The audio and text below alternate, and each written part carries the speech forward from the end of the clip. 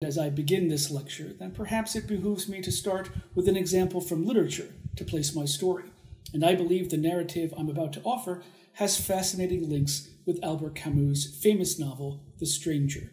That story is told from a French expatriate's point of view, which was in a sense who Camus was. But we are never told much about the man whom the protagonist murders for essentially no reason. The colonial side of the story is absent. Several years ago, an Algerian author, Kamel Daoud, cautioned us against the one-sided nature of this historical view. In his response, he penned a novel entitled The Meursault Investigation. In Daoud's new version, the colonial protagonist, the brother of the unnamed slain Algerian, explains his side of the previously unknown story. For me, this competition, through the example of a famous piece of French literature and the Algerian response, highlights the contemporary competition over the historical narrative of colonialism, which is currently happening in French society. In a similar way as these two literary works lay out the scene of a murder and its backstory, reflecting French and Algerian historical positions, we can see the history of war crimes trials of Japan in the immediate post-war also from two angles. Here, too, is a competition over justice, and a competition to tell the story of that history, which parallels what I think is occurring in historiographical circles in East Asia today. This history also provides a front-row seat in the longue durée of that influence. It's a revealing story on three levels. It shows the impact of empire, the interaction of the military and the public, and it demonstrates that the influence of imperial propaganda does not necessarily evaporate after victory or defeat. Themes of Japanese propaganda reverberated far beyond its own borders, and this matters because the legacy caused waves in the Republic of China, which is currently known as Taiwan, and the People's Republic of China, the PRC, or Communist China, long after the empire dissolved. To understand this evolution from the late 19th century to the present of Imperial Japan's rise and how that narrative later impacted the region propels us to look beyond the more formalized World War II story and to go further back in time. Japanese propaganda organized itself into a national experience with links to entertainment, while China's response to it helped to construct state legitimacy in the decades following the Second World War. To grasp the totality of that evolution, we need to investigate both sides of the equation. My talk today is therefore divided into an examination of Japan's imperial propaganda and then post-war China's uses of it. We need to start at the initial moments of discomfort in the modern era and then work forward through the post-war. The Wartime Chronicle has generated industries of publishing and is fairly well memorized by all, both inside and outside of China. How the war was actually examined or imagined afterward has been shelved, replaced by much more simplistic animations of the past. We should exit the echo chamber in which we have placed ourselves and venture outside the prescribed parameters of the bespoke historical narrative to get to the heart of the matter. And there is no better place to start than with a rusty set of large naval anchors sitting in a park in central Tokyo. Propaganda might seem to dominate the stage in the Second World War, but it began long before. Arguably, Japanese national mobilization toward the expansion of empire began in the early Meiji era, but it took full root in the 1890s in the country's attempt to dominate East Asia. It was not, as always, of course, a smooth process, nor was Japan's victory preordained. In actuality, the linchpin in the early modern era can be traced back to August 1886, when several naval vessels of the powerful Qing dynasty Northern Fleet pulled into the port of Nagasaki in southern Japan. This was the start of imperial conflict between a Qing dynasty flexing its muscles and the upstart Japanese feeling the impact. Japan was only 20 years into its Meiji project to renovate the nation, and judgment was still out whether it would be able to succeed and modernize. Along with numerous other ships, the Qing fleet included several massive ironclad vessels, the prize of the squadron being the Dingyuan and the Junyuan. The Dingyuan was considered one of China's premier warships and dominated anything the Japanese maintained in their arsenal. In the late summer of 1886, within a few days after docking during its tour of maritime East Asia, dozens of Qing sailors from the ships had a rollicking time in the Maruyama red light section of Nagasaki. Riots with Japanese police and the public escalated to the point that pleas from local officials to the Qing consulate in town were dispatched. In the end, the disturbances left 74 injured, with 2 Japanese and 5 Chinese sailors dead. The Nagasaki incident, as it came to be known, created a notoriously bad image of Chinese naval behavior on the archipelago. In part, this interaction unleashed a competition for supremacy in the region that would continue to feed behavior on both sides, pushing the Japanese to develop their subsequent imperial superiority. Following the incident in Nagasaki, the Japanese encountered these same vessels 8 years later in naval skirmishes during the Sino-Japanese War of 1894-95. In the ensuing years after the Nagasaki incident, Japan had poured precious national funds into augmenting its naval strength. When the two clashed in the Yellow and Bohai Seas, world opinion assessed that the much larger and more powerful Qing forces would quickly triumph over the more poorly equipped and outnumbered Imperial Japanese sailors. However, corruption and inadequate military strategic command within the Chinese ranks opened up opportunities that the Japanese exploited. The Qing were routed. It was not a row that immediately gained public attention, and most Chinese expected the Qing dynasty would ultimately be victorious. Chinese newspapers touted such opinions to the public. The Chinese media referred to the Japanese as, quote, dwarf pirates, a belittling but long-standing traditional epithet, and rarely reported the actual results of battles. This lopsided view of information created a situation in which many Chinese were surprised that the war was actually lost when news of surrender negotiations suddenly appeared in the spring of 1895. Japanese newspapers published advertisements for magic lantern shows that depicted the sinking of the Qing naval forces and the subjugation of the Qing Empire. The Qing Navy piled miscalculation on top of poor strategy, on top of bad luck. By early December 1894, the Japanese were celebrating the fall of Port Arthur, a vital naval outpost on the north side of China's Bohai Bay. The war was not over, but the Japanese were jubilant. On December 9, 1894, the Tokyo city government staged an enormous carnival to celebrate this singular victory, a harbinger, everyone hoped, of what was to follow. According to the program in the Yomiuri newspaper, Japanese newspaper of the time, the main event was to be held from 5 to 7 in the evening on the shores of the Shinobaza Lake in Ueno Park. The climax, hailing Japan's advances in the war even before the final outcome was determined, was a reconstruction of the fierce gun battle between the Qing warships, the Dingyuan and the Zhiyuan, and the Japanese Navy. Using colossal plaster of Paris models of the ships, they reenacted the naval encounter on the lake, complete with fireworks to replicate the actual mortars. The spectacle of battle was employed in a propaganda orgy of self-congratulation to galvanize Japanese public opinion toward support for the military and imperial aggrandizement. The Qing loss in the major battle of the war prophesied its ultimate political demise, but this victory celebration in Japan was unparalleled. Estimates of costs were way under as attendance ran high.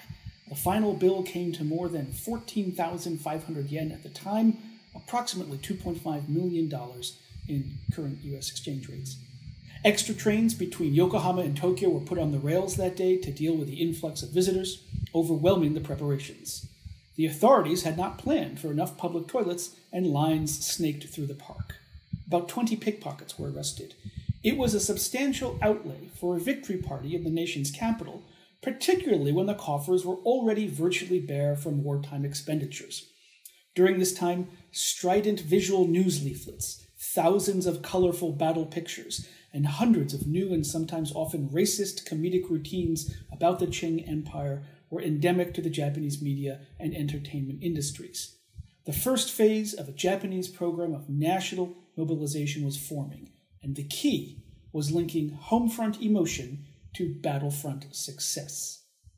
A few months later, China's defeat in the Battle of Weihaiwei marked the end of Qing naval supremacy, and by February 12, 1895, China's second key port had succumbed to Japanese naval attacks. The Japanese acquired the Junyuan as war booty, along with a whole host of other ships. In a barrage of international reporting, the vessels were often described as having been sunk or severely impaired by the Imperial Japanese Navy. The Junyuan was repaired and commandeered into the Japanese naval fleet. On its return journey to Japan, it steamed first through Nagasaki and eventually to the naval port of Yokosuka, where cheering crowds greeted its arrival. Final treaty talks resulted in the acceptance of a humiliating military loss and forced the Qing Empire to cede the island of Taiwan as reparation. The Japanese were euphoric with the triumph and fortune they received in indemnity payments, although miffed by the intervention of Russia, France, and Germany to deny Japan's fledgling empire dominion over the Liaodong Peninsula. But there was still much for the population to applaud. Japan's victory over the Qing was symbolized by the display of two colossal anchors on the edge of the Shinobaza Lake in Ueno Park as a permanent display of war booty and regional dominance. Set on large stone foundations, the anchors were an impressive visual and public manifestation of a successful imperial campaign. Elsewhere in Japan's capital, enormous panoramas that were constructed in entirely new buildings allowed city dwellers to vicariously appreciate aspects of famous battlefronts from numerous angles. These 360-degree, quote, experiences offered a visual and sonorous immersion that also trumpeted Japan's conquest.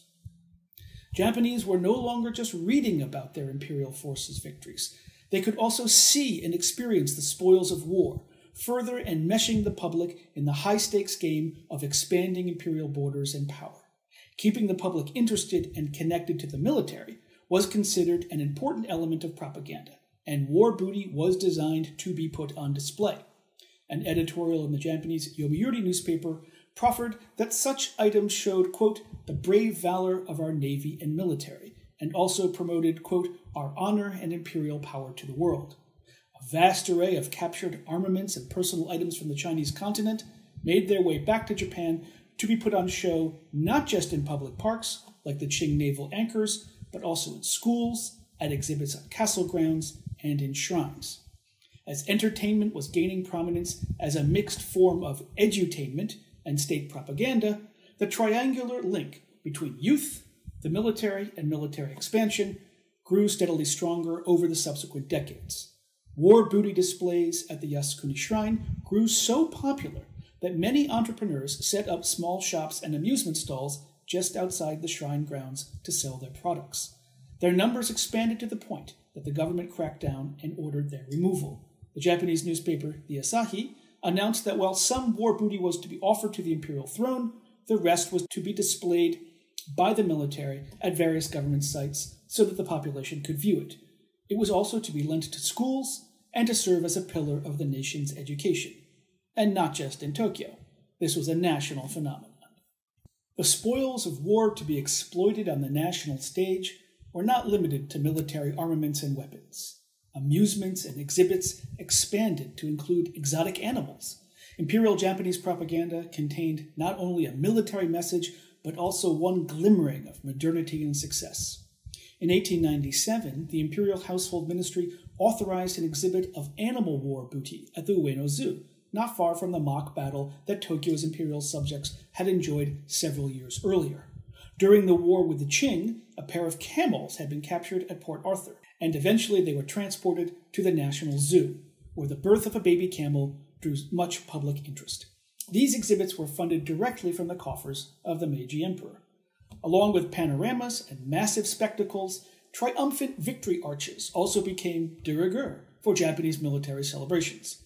Modeled in some manner on the European practice, the Japanese crafted gigantic towers to commemorate the return of the Meiji Emperor to Tokyo in 1895 from Hiroshima, where the imperial military headquarters were located during the war with the Qing. On May 30th, 1895, the emperor had returned to a capital packed with well-wishers.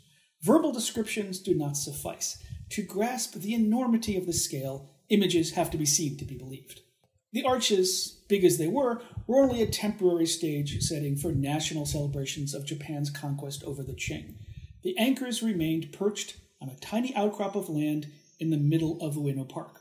Over time, they gathered dust, but they retained significance for the way Japan would orchestrate its legacy of propaganda. Into the 20th century, Japanese imperialism began to focus on pilfering items from China's vast geographic storehouse of treasures. The big events, panoramas, newspaper tie-ins, and the like continued through the next decade and drew Japanese society together even more with Japan's victory over Russia in 1905. The costs for the populace had risen in terms of the economy and war dead, but the country arguably felt even more connected to its national goals and more fully mobilized, with the practice of whole villages sending off soldiers at rail stations to serve at the front. At the same time, a growing number of monuments of varying types, lauding important military victories and Japan's imperial expansion, began to dot the urban landscape. A massive bronze statue of Imperial Japanese Navy Commander Hirose Takeo, killed in the line of duty during the Russo-Japanese War, created an imposing 11-meter-high, or 36-foot, edifice in front of the Manseibashi Station in 1910's Tokyo.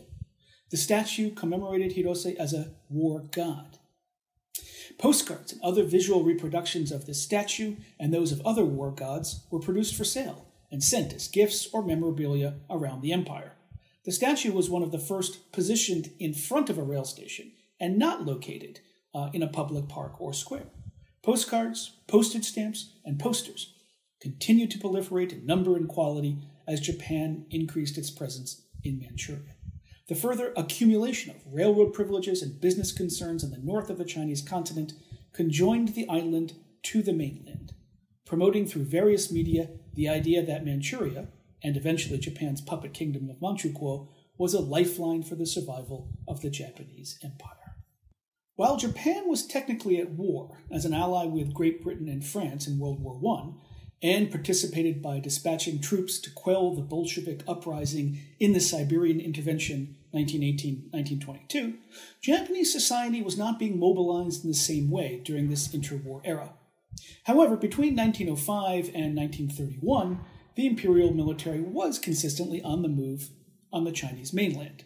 Even during peace, military-related events and festivals remained high points of the calendar for Japanese imperial subjects. Gatherings included commemoration ceremonies for those who had fallen in the emperor's service, and events at what were called soul-gathering shrines. Frequently, these celebrations were held in castles, which had developed into national symbols of Japan's martial heritage during the Taisho era, 1912 to 1926, and the early Showa era, 1926 to 1989. Not that anyone necessarily forgot Japan's victory over the Qing during this interim, or the sacrifices made so that Japan's military could thrive.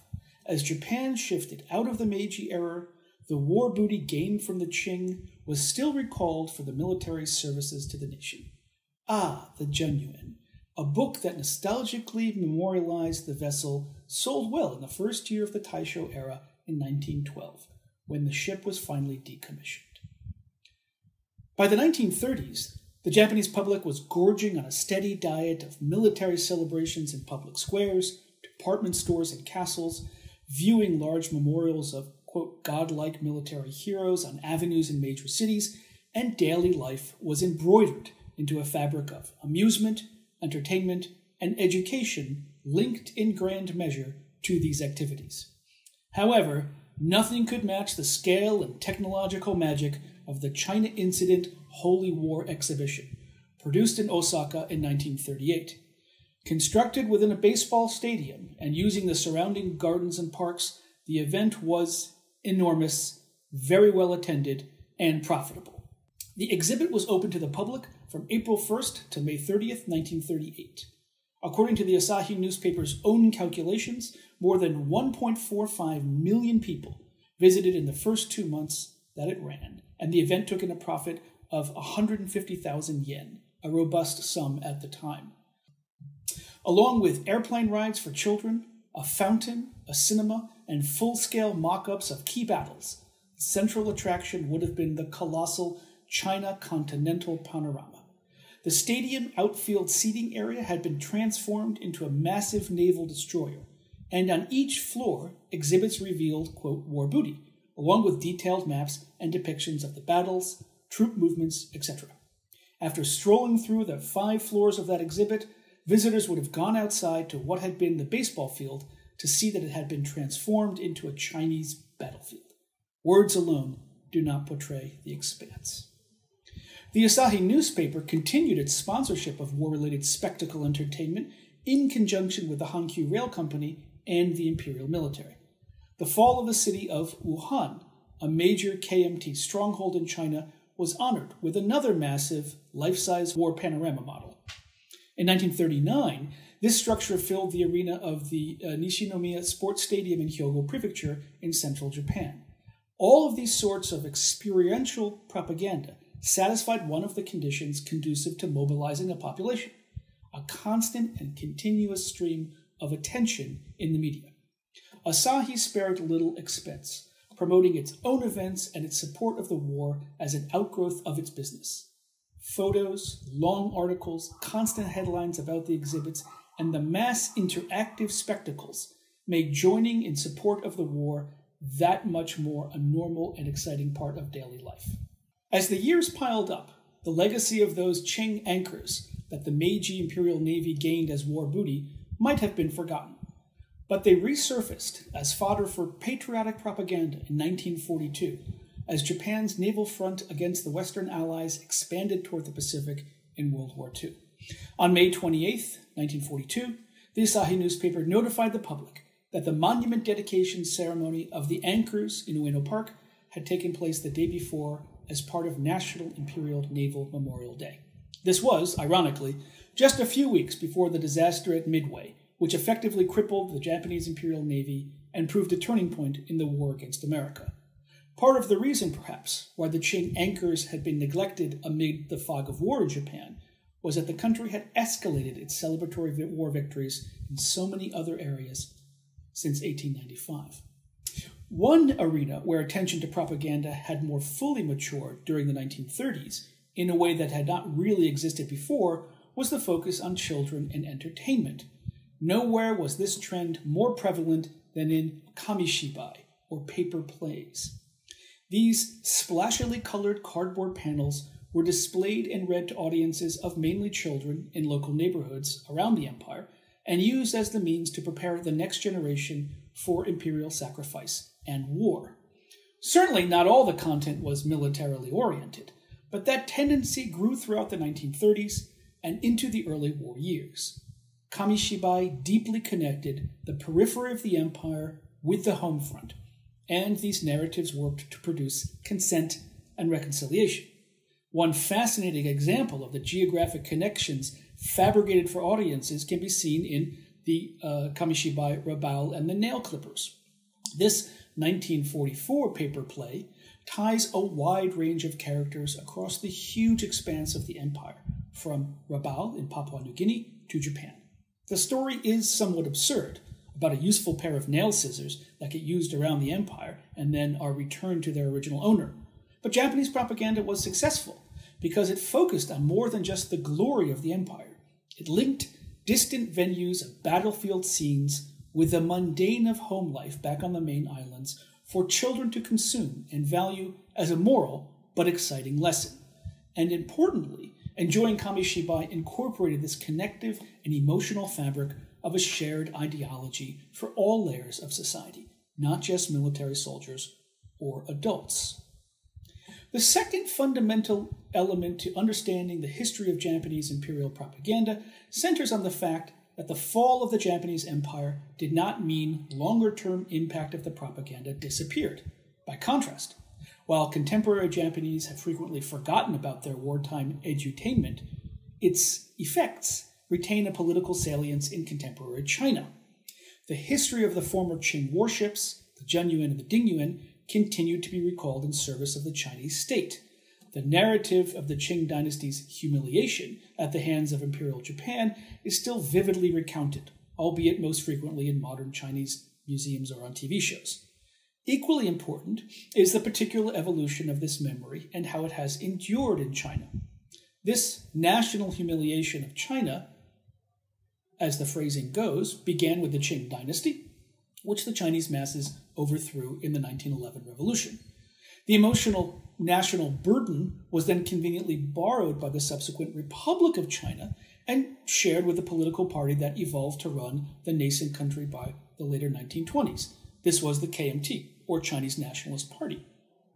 But the inherited, quote, humiliation did not cease.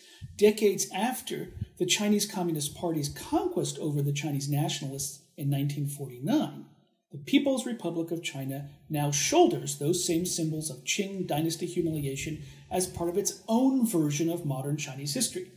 As one scholar contends, we should be wary of simply using the term China as if it were a single continuous political entity with 5,000 years of history. Instead, we should view modern China as the collection of a number of histories that are now so tightly entwined as a unified national narrative that it is difficult to separate origin myths from facts on the ground. What is noteworthy is that the struggle to control the propaganda narrative did not end with the end of World War II in 1945, when Japan's imperial power was vanquished. Chinese national forces began to negotiate with Japanese and U.S. officials about returning the massive Qing anchors that had been so important to imperial propaganda in 1895. Theoretically, the KMT had no real legal claim to them since the booty had been part of the Qing Empire. But the naval vessels represented the KMT's lineage as heir to the, quote, Chinese humiliation that the Qing Empire had suffered. Restoring lost national pride would go a long way to bolstering how the Chinese public viewed the KMT.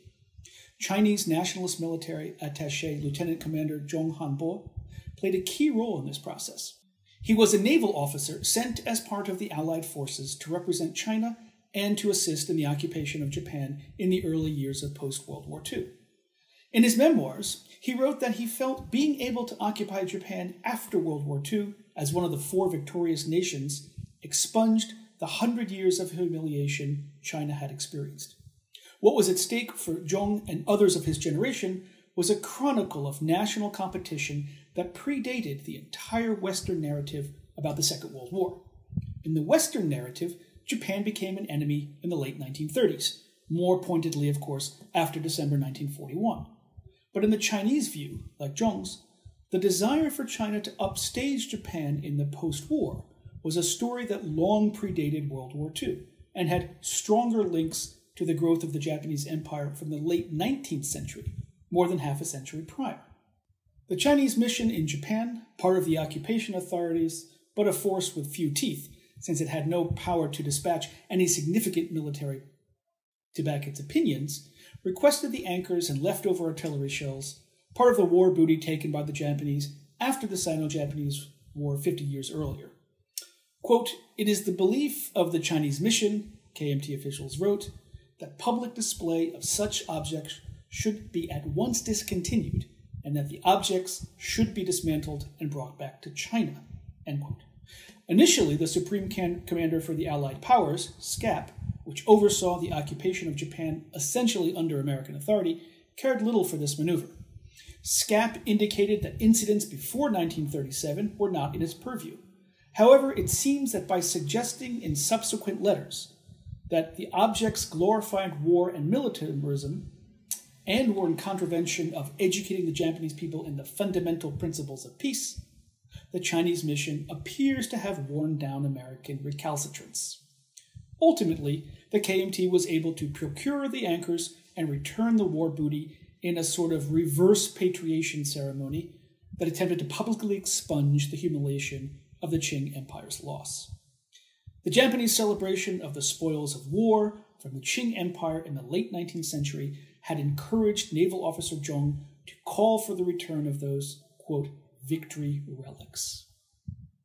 On May 31st, 1947, a small article in the Chinese Foreign Ministry Weekly noted that Japan had returned 2 anchors from the Zhenyuan and 10 cannonballs to Shanghai. The article interestingly termed the weapons as part of, quote, our Navy, and the materials as having been, quote, stolen by Japan and put on display in Ueno Park for the previous 50 years. But the Chinese massage of the historical narrative was not yet complete.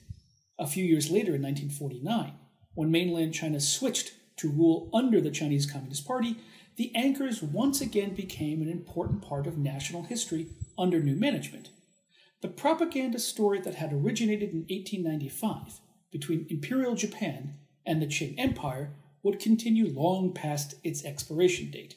Only this time, the story needed to be linked to the communist version. Today, the anchors are on display at the Military Museum of the Chinese People's Revolution in Beijing.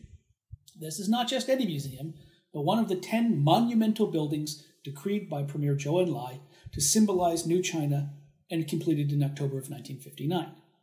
The museum was expressly designed and constructed with the aim to establish the hegemony of the interpretation of history by controlling both the retelling of the past and the means of representation. Even though the history is seemingly unrelated, the Nanjing Massacre Museum also houses a picture of the sunken Zhenyuan warship with the aim of promoting a historical thesis that the true start of Japanese violent imperialism began in 1895 and not solely with the 1937 massacre in Nanjing. Mainland Chinese government views of Japan often push the idea that there had been a single plan from that time, or earlier in the 1870s with the military expedition to Taiwan, of a Japanese imperial goal to colonize East Asia. The memory of this history remained relegated to the Chinese mainland because the Chinese Nationalist Party fled to the island of Taiwan after losing the Civil War in 1949. Competition to control the historical narrative continued, but obscured the repatriation of the anchors. In fact, the guardians of Chinese historical memory split into two: the Communist People's Republic of China, the PRC, with its capital in Beijing, and the Republic of China, ROC, later known as Taiwan, with what at the time was considered a temporary capital in Taipei. A few months before the repatriation of the anchors that naval officer Zhong had managed, a riot erupted in the former Japanese colony of Taiwan, which devolved into a large massacre beginning on February 28, 1947. Over the course of several months, this social unrest led to the killing of tens of thousands of native Taiwanese, among others, and it came to be known as the 228 incident. The unrest also impelled the shaky KMT rulers to implement martial law on the island of Taiwan, which, in fits and starts, eventually ruled Taiwan until the mid-1980s. Ironically, while the KMT was striving to expunge the humiliation of Qing-era mistakes, it was simultaneously trying to create a new political identity based on this heritage in the former Japanese colonial outpost of Taiwan. These anchors of history, as I label the use of the Qing warships in both the late 19th century and then mid-20th century propaganda, demonstrate that friction in Sino-Japanese relations did not suddenly arise at the end of the Second World War. Governments on the Chinese mainland chose to position themselves as successors to the legacy of the Qing-era humiliation. This is paradoxical because the various governments after 1911 and 1949 all declared that they were revolutionary and thus throwing off the shackles of the past. Their subsequent search for justice and requests for the repatriation of war booty suggests, however, that long-standing feelings of what it meant to be Chinese in the face of Japanese aggression, regardless of the chronology, played a serious political role. This incongruous nature of claiming a revolutionary break with the past, but then providing continuity on the level of historical emotions, remains a potent theme in Sino-Japanese relations. In some ways, history is in continuous political use, and the time has come to start looking more deeply into the archaeology of imperial propaganda. The manner in which wars and post-wars are written about, memorialized, and commemorated in East Asia informs us as much about the legacy of that propaganda as the materials at the time did. We need to pull away from the tyranny of domestic history, standing in for a much richer and more complex understanding that transnational perspectives offer. What narcissistic versions of domestic history do not allow for is plasticity, the flexibility of allegiance, and serendipity. This concept is important when looking at the evolution of Japanese imperial propaganda and the responses to it in East Asia. The memory of the Japanese Empire was transmitted through successive Chinese governments, even though they all claimed they were revolutionary in their own way. Ruling authority certainly changed from the Qing dynasty, through KMT rule in the 1920s to the Chinese Communist Party by 1949, but public memory did not always necessarily follow suit. How the Japanese responded to those transformations during the same eras helped shape the world we currently face. The acts of remembering and forgetting by the Chinese communists, the Chinese nationalists, and the Japanese demonstrate how the textures of imperial Japanese propaganda left a much larger footprint than previously recognized on the complex network of wartime and post-war relationships in the region. Thank you very much.